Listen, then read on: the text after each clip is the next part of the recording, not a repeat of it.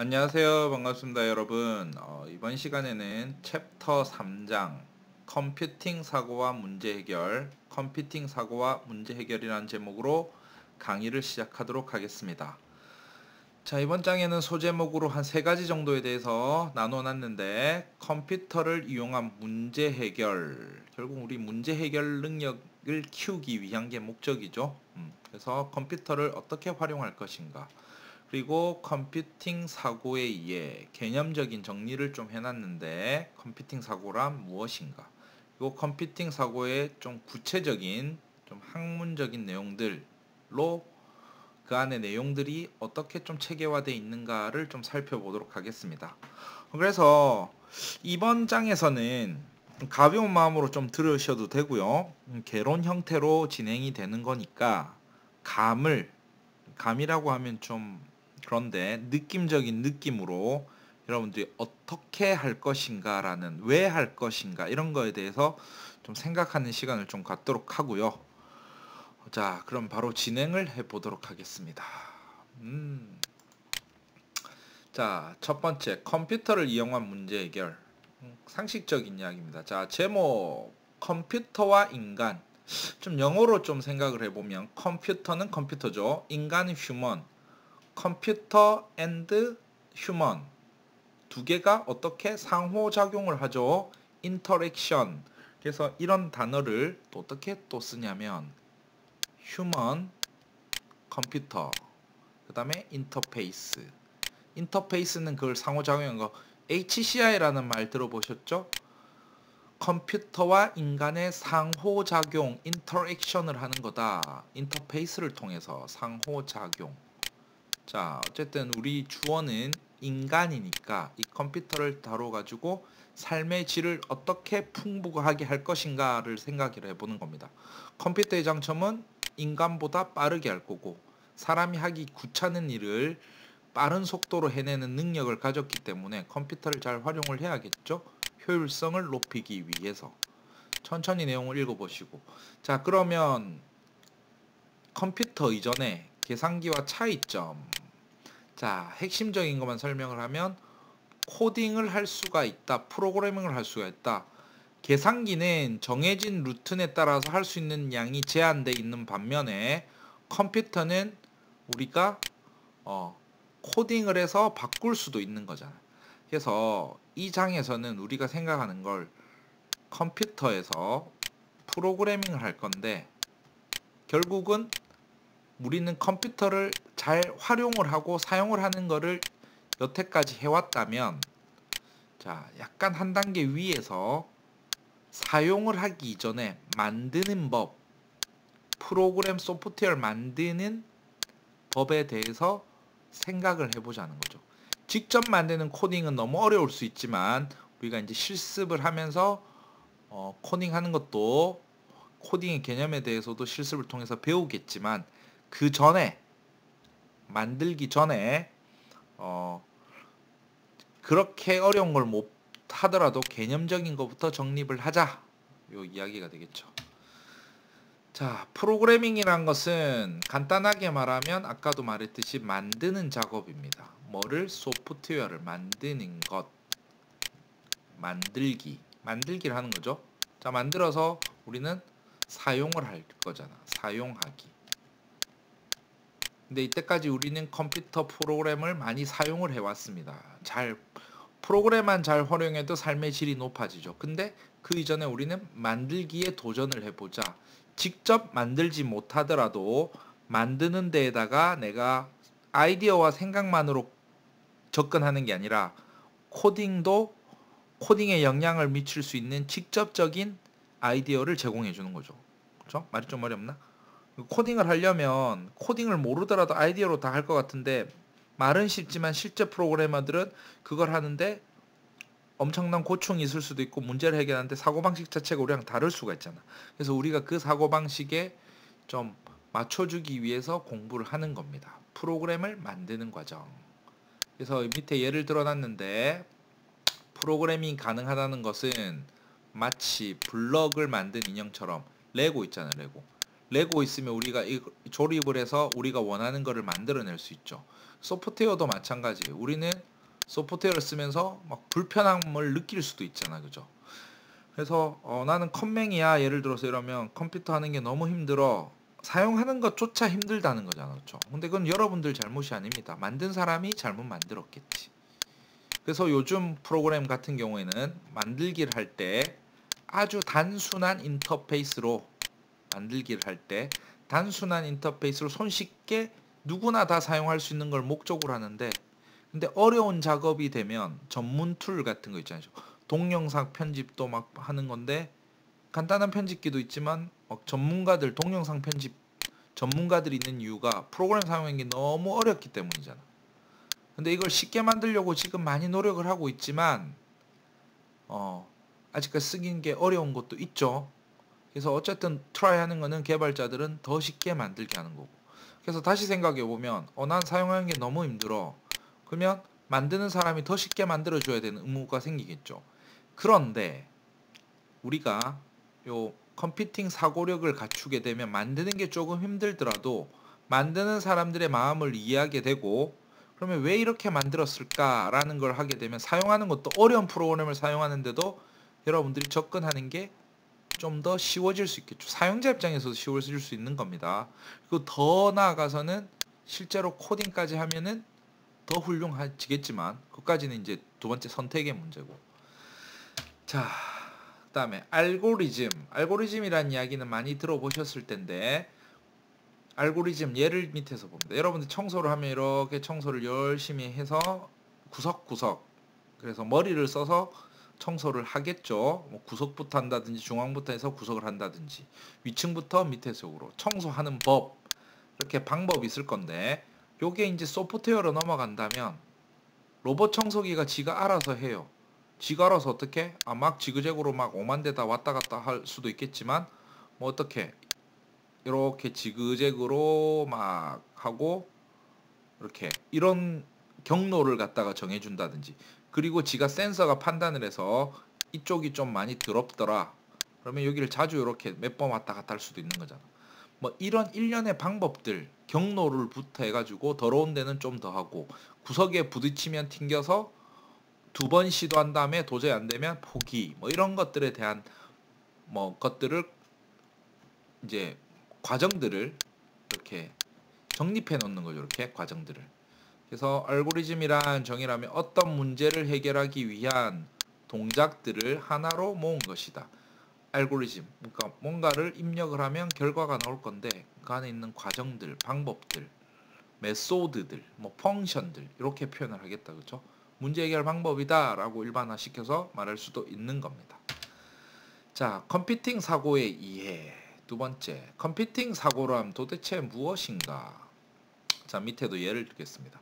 내비게이션 많이 쓰신다, 그쵸? 우리가 어떤 여행을 갔을 때나 아니면 뭐 어디 찾아갈 때, 길 찾아갈 때 내비게이션 지도를 활용하는데, 지도에다가 경로를 표시해 주는 게 내비게이션인데 경로를 지가 최단거리로 찾아주는 거, 그렇죠? 만약에 운전을 하면서 차를 간다고 하면 뭐 최단거리도 찾아주지만 요금이 싼 데로 찾아준다든지, 그리고 좀 경로는 멀지만 차가 안 막히는 곳을 찾아준다든지 이런 것들을 해주잖아, 그렇죠? 그래서 그 중에서도 우리가 예를 들어서 최단거리를 찾아주는 거, 최단거리를 어떻게 찾아주지? 어떻게? 그래서 이런 거에 대한 알고리즘이 준비되어 있겠죠. 자, 최단거리를 찾는 거. 예를 들어서 최단거리는 어떤 점들을 갖다가 연결하는 방법일 거 아니야. 점을 이렇게 연결할 수도 있고, 아니면 이렇게 연결할 수도 있고. 그럼 거리라는 거는 내가 x친 이게 제일 짧은 거를 찾아주는 게 최단거리겠죠. 그래서 뭐 점이라고 하는 이것들을 갖다가 뭐 노드라고도 표현하고, 노드를 연결하는 경우의 수가 여러 가지가 있을 건데 그 중에서 가장 최단거리는 또 쉬운 편이야. 왜냐하면 최단거리는 이 거리를 계산해서 짧은 걸 하면 되니까. 최적이라고 하면 기준이 있어야 되겠죠. 최적. 시간이 적게 걸린다. 멀어도 시간이 적게 걸릴 수가 있겠죠. 안 막히는 거. 안 막히는 경로는 막히는지 안 막히는지를 계산해서 시간이 얼마 건지 시간에 대한 가중치라고 표현하는 거를 구해야 될 거고. 어쨌든 이런 것들을 구해내는 사고를 하는 게 컴퓨팅 사고라고 하는 거다. 그렇죠? 알고리즘이 되겠죠? 알고리즘을 생각해내는 게 컴퓨팅 사고를 말하는 겁니다. 넘어갑시다. 자, 컴퓨팅 사고의 학문적인 개념으로는 잠깐만. 자, 이분이 누구냐면 이름을 좀 알아둡시다.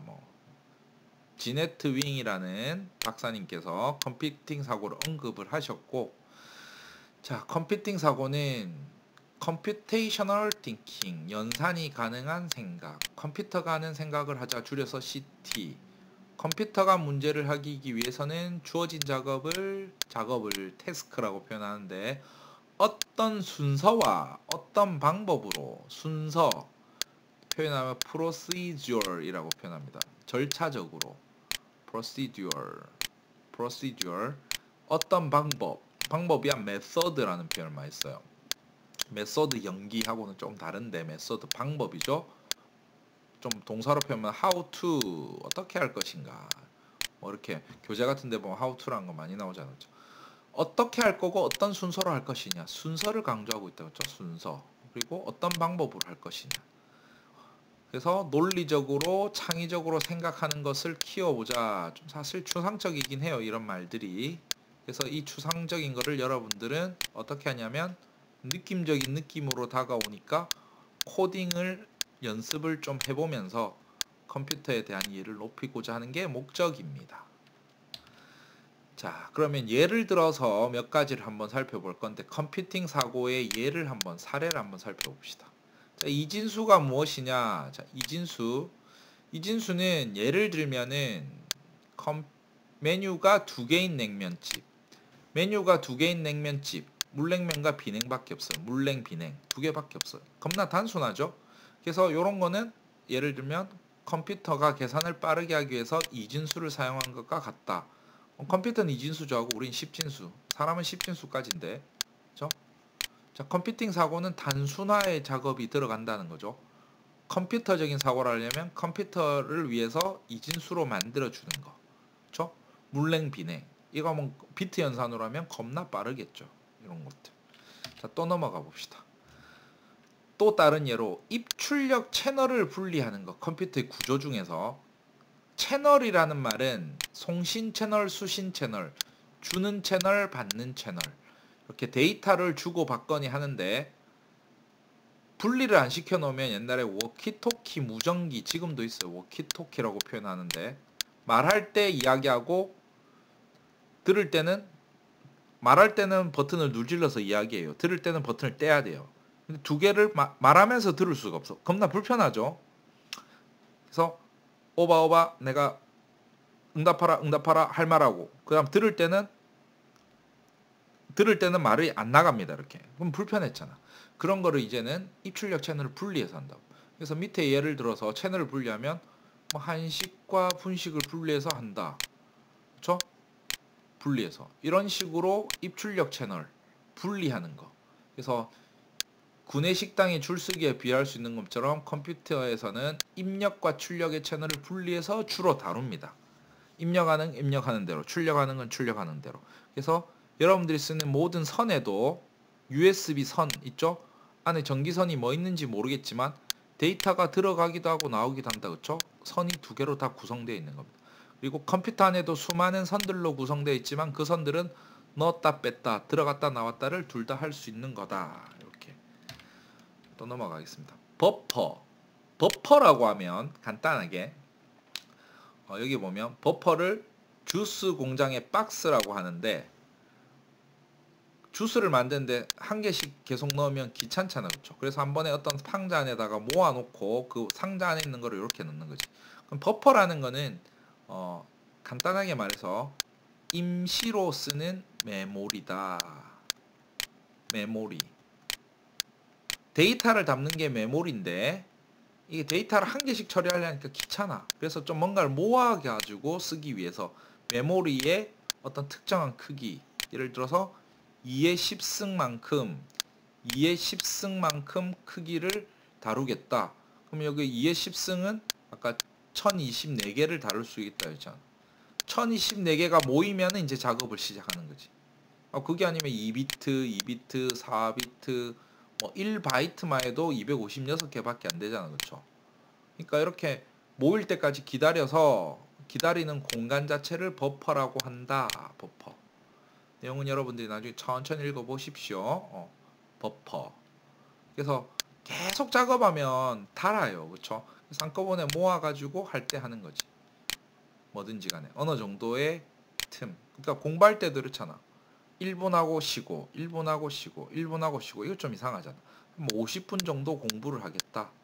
뭐 50분 정도가 버퍼라고 생각하시면 되고 50분 동안 공부를 하고 10분 쉬고 50분 공부하고 10분 쉬고 딱. 그쵸? 너무 자주 쉬어봐요. 1분 공부하고 5분 쉬고 1분 공부하고 쉬고 1분 하고 1분 쉬고 1분 하고 이렇게 안 되잖아. 그쵸?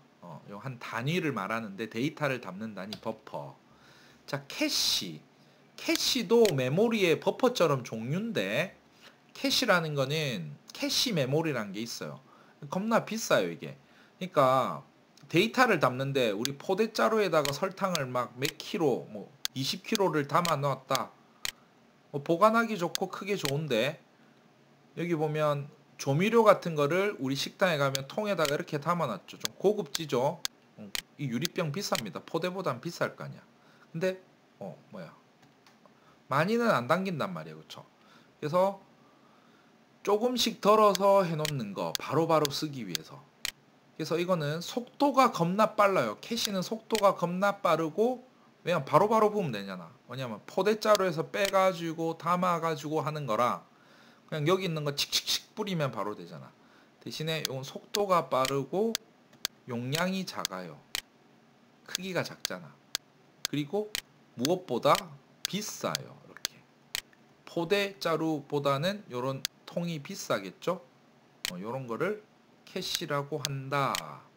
저번에 노예가 뭐는 백팩 뭐 이런 예제도 나왔잖아. 저번에 인터넷에서 본 글에서 지난 시간에 설명을 드렸죠. 백팩은 비싸요. 그리고 조금밖에 못 담아요. 그리고 그냥 메모리는 뭐냐면 램은 뭐냐면 이 리어커라고 했잖아요. 커요 이렇게.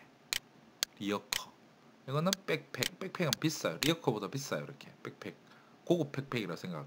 조금만 담을 수 있고.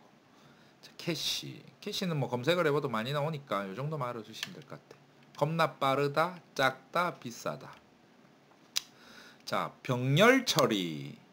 병렬 처리는 소문난 맛집의 주방. 뭐냐면 주방이 여러 개인 거예요. 주방이 여러 개. 주방은 똑같이 생긴 게 여러 개 있다는 거죠. 이렇게 병렬. 그럼 여기서 같은 작업. 그러니까 뭐냐면 주방이란 거는 뭐 짜장면을 만들다 짜장면을 5군데서 동시에 만들 수 있는 겁니다. 모든 게 다 있는 거지. 한 사람 여기 뭐 독립돼 있다고 보시면 돼요. 병렬 처리는. 그래서 영어로 하면 패러럴 이런 표현입니다. 패러럴 P-A-R-A-L-E-L-L 패러럴 잘 안 써져. 패러럴. 그리고 요거랑 좀 전문적인 거 중에서 조금 여러분들이 조금 다르게 생각해야 될 게 분산 처리라는 개념이 또 있어요. 분산 처리. 영어로 또 봐야 되는데 이건 디스트리뷰트라는 영어를 써요. 이건 패러럴이라는 영어를 쓰고 분산. 그래서 요거는 바로 컴퓨터로 생각해 보면 병렬 처리라는 거는 두 개의 작업을 동시에 처리하는 거. 두 개의 작업이라는 거는 뭐 예를 들어서 주방이라고 하면 뭐 짜장면을 5군데에서 짜장면 5개를 동시에 만들다 할 수 있지만 짜장면 만들고 짬뽕 만들고 탕수육 만들고 짜장면 만들고 여기는 뭐 팔부채 만들고 이런 식으로 하여튼 별도로 5개 병렬적으로 처리할 수 있다. 이게 패러럴이고 독립적이라는 이야기고 그래서 우리 컴퓨터의 병렬 처리는 어디 많이 구현되어 있냐면 CPU에 보면 코어를 2개, 요즘은 코어 2개, 4개, 뭐 8개, 요즘 보통 16코어 많이 씁니다. 16코어. 16코어를 헥사라는 말이 16진수란 말이에요. 16진수 할 때 헥사코드라는 표현을 쓰는데 16개, 8코어, 4코어, 듀얼코어. 그러니까 코일을 감아놓은 개수인데 코일 감아놓은 기둥이 2개, 이게 16개나 있다는 거지.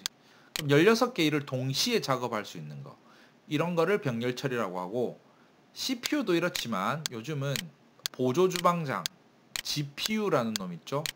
인마가 겁나 빡셉니다. GPU가 CPU를 넘어섰습니다. 예를 들어서 지포스 1080 뭐 GT 뭐 이런 거 나오잖아. 그렇죠? 지포스 특정 회사 제품을 말해서 좀 그렇긴 한데, 뭐 지포스 아니면 ATI 2개밖에 없단 말이에요. 그렇죠? 회사가. 지포스 회사 이름은 엔비디아, 인마가 최고입니다. 이렇게 인텔의 i7을 능가하는 성능을 자랑하는. 왜 성능을 능가하냐면 얘들은 16코어 이렇게씩 감잖아. 그쵸? 엔비디아의 지포스 같은 경우에는 어느 정도냐면 128개, 256개 코어를, 기둥이 16개 이렇게 병렬 처리한다고.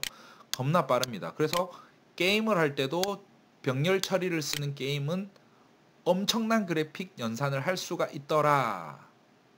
자, 그런데 아까 또 병렬 처리는 그렇게 보는데, 분산 처리는 뭐냐면, 병렬 처리는 코어 안에서 이렇게 박혔다 생각하시면 돼요. 직접적으로. 분산 처리는 어떤 작업 한 개를 하는데, 하나의 작업을 하는데, 그러니까 여러 개의 작업, 하나의 작업을 하는데 컴퓨터에서 여러 군데 나눠서 하는 거지. 그러니까 어떻게 하냐면, 이거는 분산 처리는 좀 힘든 게, 컴퓨터를 여러 대를 연결을 해. 컴퓨터가 여러 개야. 일단 선으로 연결하겠죠? 연결돼 있고, 내가 하나의 작업이 겁나 빡센 작업이 한 2시간 정도 걸리는 동영상 뭐 4K 작업을 갖다가 컴퓨터로 돌리는데, 막 동영상을 인코딩하는데 작업 시간이 막 3D 동영상 만화를 만들어서 돌리고 하면 막 2, 3일씩 걸리고 한단 말이야. 그래서 컴퓨터를 겁나 연결해서 하나의 작업을 여러 군데서 나눠서 하는 작업, 이걸 갖다가 분산이라고 하는 거죠. 분산. 알겠죠? 분산. 하나의 작업을 나누는 건 분산 처리. 컴퓨터 여러 개 연결해서. 이건 보기 힘듭니다. 이렇게 컴퓨터 연결하기 힘들잖아. 병렬 처리. 병렬 처리는 우리가 하나의 작업을 뭐 이 안에서 나눌 수도 있어요. 코어를 해서. 근데 주로 병렬 처리는 여러 개의 작업을 이제 여러 개의 주방에서 할 수 있는 거. 근데 하나의 작업을 주방 6군데 나눠서 하기도 합니다. 이것도 분산 느낌 있죠? 한 컴퓨터에서 하는 거를 병렬이라고 표현을 해요. 한 컴퓨터 안에서. CPU나 GPU에서. 그래서 병렬과 분산의 차이 정도를 잘 기억해 놓으시고. 자, 컴퓨팅 사고의 구성 요소. 자, 그림을 보겠습니다. 추상화라는 거, 분해라는 거.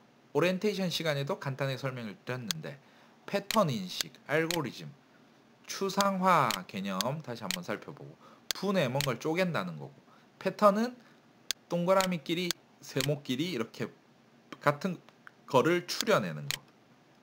알고리즘은 순서화 시켜서 어떤 방법적으로 나열을 시키는 걸 말하는 거겠죠. 그래서 글자는 여러분들이 읽어보시고, 추상화까지만 한번 읽어볼까요? 중요하지 않는 부분을 제거를 하고 날려야 돼요. 그렇죠? 구구절절인데 단순화 시켜야 되죠. 중요한 특징만, 핵심만 요약시키는 거. 이거를 추상화라고 합니다. 분해는 쪼개는 거가 되겠죠. 작은 단위로 나누는 거. 패턴 인식은 특징별로, 특징이라는 건 같은 특징을 가지는 것끼리 그룹화 시켜서 나누는 거. 그렇게 해서 패턴을 찾아내는 거죠. 알고리즘은 어떤 문제를 해결하기 위한 일련의 절차라는 건 순서화되어 있는 방법. 순서화된 방법을 어떤 공식화된 형태로 표현해내는 거를 말하는 겁니다. 설명을 할 거잖아. 그렇죠? 그래서 옆에 나오는 요거를 뭐 순서도라고도 표현하는데, 순서도 이외에도 표현하는 기술은 많겠죠. 공식으로 표현할 수도 있는 거고, 수식으로 표현할 수도 있는 거고, 코드로서 표현할 수도 있는 거고. 근데 코드는 너무 구체적이니까 이거를 의사 코드라 해가지고, 영어로 하면 슈도 코드라고 하는데, 간략화된 코드로도 설명을 합니다. 이렇게. 자, 추상화. 자, 추상화에 대해서 생각해 보는데, 이거 코뿔소처럼 보이나요? 근데 이거 진짜 코뿔소인지 아닌지. 근데 딱 느낌만 봐도 하는데, 이거를 뭐냐면 부호화를 시키는 거지. 부호화. 상징을 만드는 거 있죠? 브랜딩 한다고 요즘 표현하는데, 자, 영어로도 한번 생각해 봅니다. abstraction. 자, 추상화는 반대말을 또 생각해 봐야 돼. 추상화의 반대말은 뭐냐면 구체화. 영어로는 잘 모르겠다. 구체화. 구체적으로 디테일하게 해주는 거. 업트레스는 추상화는 대충 말하는 거잖아. 그쵸? 뭐가 더 좋으냐? 구체화는 좀 특수한 거잖아. 니네 집 고양이. 아주 중요한 게 의미가 있는 거는 나의 고양이가 중요하죠. 나의 남자친구. 세상에 여러 남자가 있지만 내 남자친구 중요한 거. 그쵸? 우리 엄마. 맞죠? 뭔가 구체적인 거. 세상에 엄마들은 많잖아. 그쵸? 근데 우리 엄마가 제일 중요한 거 있지. 세상에 엄마들 중에서는. 뭐 어쨌든 자, 추상화를 시킨다는 것은 구체화라는 거는 구체화하면 이렇게 고양이들 너무 많잖아요. 이렇게 빨간 고양이, 파란 고양이. 이런 것들을 좀 상위 레벨로 올려 이렇게. 그래서 일반화를 시켜준 거지. 지나친 일반화는 개성이 없는 거다. 그렇죠? 누구에게나 적용할 수 있는 법칙으로 만들어내는 겁니다. 그래서 불필요한 것들을 다 뽑아내고 이것만 딱 보면 딱 콧불소네. 얘 콧불소네. 얘 딱 보니까 알겠다. 이 타입이 딱 콧불소네라는 걸 알 수 있게끔 추상화를 만들어 주는 겁니다. 그래서 지난번에 또 다시 언급을 드리면 일반 상대성 이론 이게 겁나 중요하다 했다. 그렇죠? 일반 상대성 이론. 이게 우수한 거고 특수 상대성 이론. 특수라 해서 뭔가 스페셜해서 좋은 것 같은데 일반은 모두에게 다 적용되는 거고 특수는 특수한 환경만에서 되는 거니까 이게 더 상위에 있는 거겠죠. 추상화 시키는 거 되게 어렵습니다. 이렇게 모두에게 적용되는. 그렇잖아. 친구랑 싸우다가 모든 여학생은 다 이렇다. 아닙니다. 맞죠? 그렇게 되려면 되게 힘듭니다. 이렇게. 그래서 일반화 시켰다고 다 일반화 시키지 말라고 표현을 하잖아. 그렇죠? 그래서 우리가 그 어려운 거를 해내야 되는 거죠. 추상화를 시켜내야 된다는 거. 자, 더 예를 들면 밑에 서울의 지도. 구체적으로 이렇게 막 표현된 지도를 이렇게 지하철 지도로 만들어낸 거. 지하철 노선도 하면 이게 막 구체적으로 지하철이 막 와 있을 거 아니에요. 그렇죠? 이거를 뭔가 상징적인 심볼로만 해서 이렇게 표현해내는 거. 이게 하나의 추상화의 예라고 볼 수 있겠죠? 업스트랙션. 반대는 구체화. 그리고 이런 것들 딱 보면 누들이네. 추상화를 했는데 누들인데 뭐 이게 뭐 국수인지 쫄면인지 냉면인지는 몰라요. 어쨌든 면류구다라는 걸로 추상화를 시킨 거고. 이또 아이스크림이겠구나. 이거 뭐 소세지 햄버거 샌드위치겠구나. 뭐 이런 느낌. 햄버거구나. 그렇죠? 칵테일이겠구나. 이거는 음료 중에서도 커피겠구나. 이런 식으로 만들어 놓는 픽토그램. 이런 느낌도 추상화를 시키는 겁니다. 추상화 시키는 거.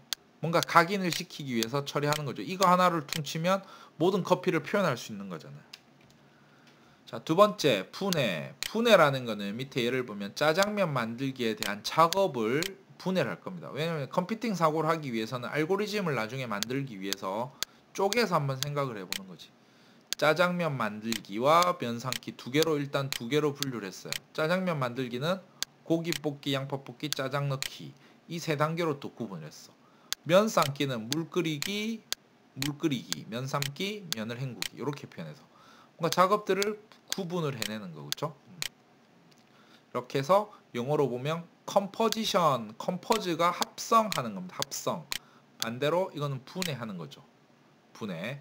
그래서 분해를 해서 분해했단 말이 뭡니까? 이거 짜장면 만들기 생각하면 너무니까 나눠서 생각하죠. 고기를 어떻게 볶을 것인가? 양파를 어떻게 볶을 것인가? 짜장을 어떻게 볶을 것인가? 물을 어떻게 볶을 것인가? 이런 걸 쪼개서 생각을 하는 거를 하는. 쪼개서 생각을 한 다음에 이거를 일련의 절차대로 만들어 주는 방법이 있겠죠. 이렇게. 그죠? 이렇게 분해라는 생각을 해야 된다. 자, 분해. 또 여기서 이제 타일을 할 때 그러니까 이거 이 영역의 타일을 어떻게 부실 것인가? 이 영역의 타일을 어떻게 부실 것인가? 나눠 가지고 생각을 해야겠죠. 몇 장의 타일과 몇 그램의 본드가 필요할 것인가? 전체 하면 너무 많으니까 처음에 요거부터 먼저 생각하는 거. 요거부터 나눠서 생각을 해야겠죠. 그래서 계산이 쉬울 거 아니야. 그래서 분해. 전체에 대해서 쪼개서 하는 거.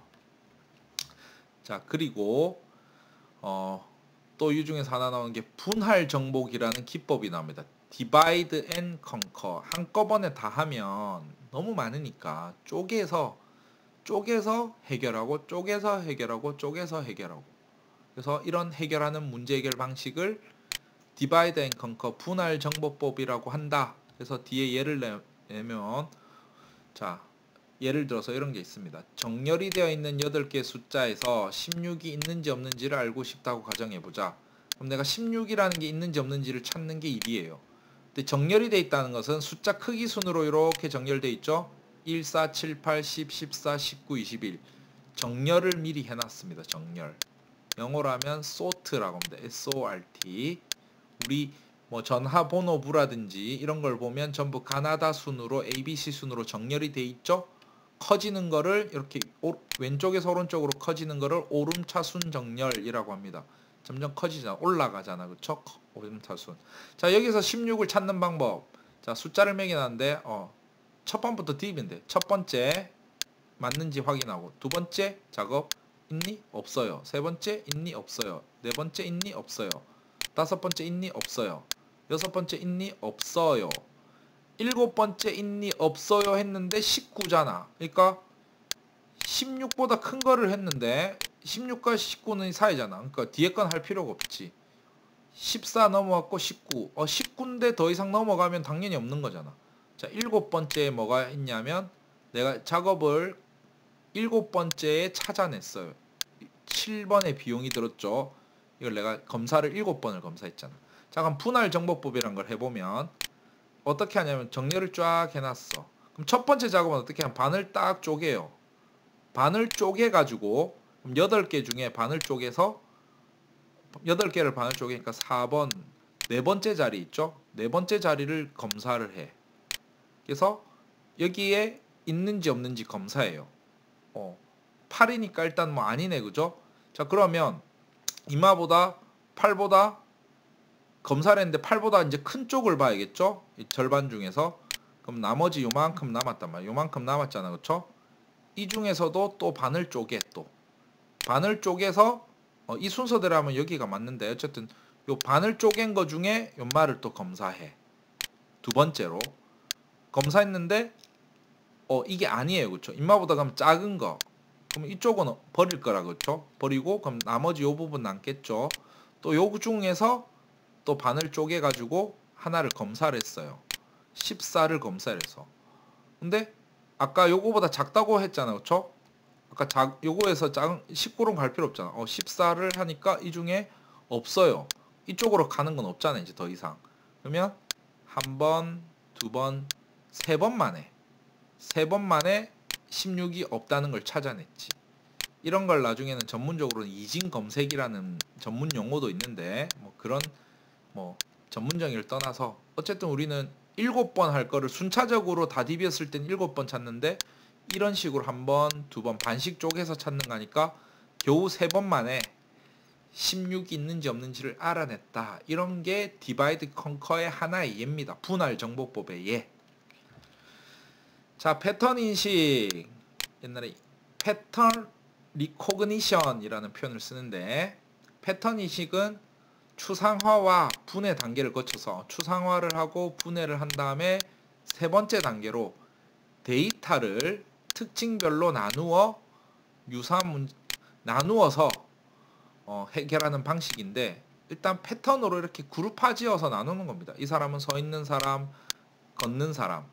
그래서 뒤에 예를 한번 더 보면 자, 패턴 인식의 예 중에 RGB 하나의 색상값 우리가 하는 픽셀 있죠. 모니터 이런 화면에 보면 하나를 픽셀이라고 하고 이 픽셀은 RGB 빛의 삼원색으로 구성됩니다.